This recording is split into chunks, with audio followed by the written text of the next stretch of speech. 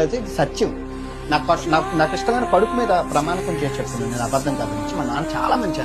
ఎప్పుడు కొంచెం జీవితంలో ఏ తప్పు చేయలేదు, కానీ ఒకే ఒక తప్పు చేశారు. 1990లో ఆ హెచ్పిసిఎల్ పేలిపోయినప్పుడు మా నాన్నగారు ఆరోగ్యం పోయి జాబ్లోంచి తీసేశాక పనిచేసిన ప్రొవిడెంట్ ఫండ్ అన్నీ వస్తాయి, మీ అందరికీ తెలుసు.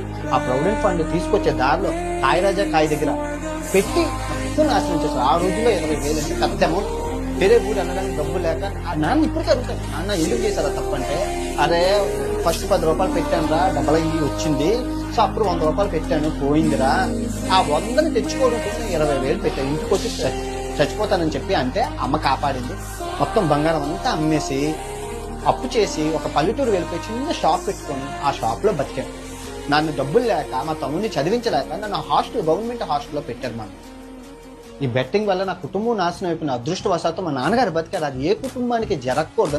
ఒక సోషల్ రెస్పాన్సిబిలిటీగా నా మీద ఎన్నో అబద్ధాలు, నిందలు, నింపాదులు వేసిన గడిచిన 5 సంవత్సరాలుగా నేను ఈ బెట్టింగ్ యాప్ కోసం పోరాడుతాను. 100 మంది ఉన్నారు ఈ సమాజాన్ని నాశనం చేయడానికి, బెట్టింగ్ యాప్ చేయడానికి, కానీ ఆ 100 మందిని ఆ బెట్టింగ్ కోపంలో నుంచి బయటకు రావడానికి ఒకే ఒక్క మొగాడు ఉన్నాడు ప్రపంచ యాత్రలో నాన్ విషయం. నేను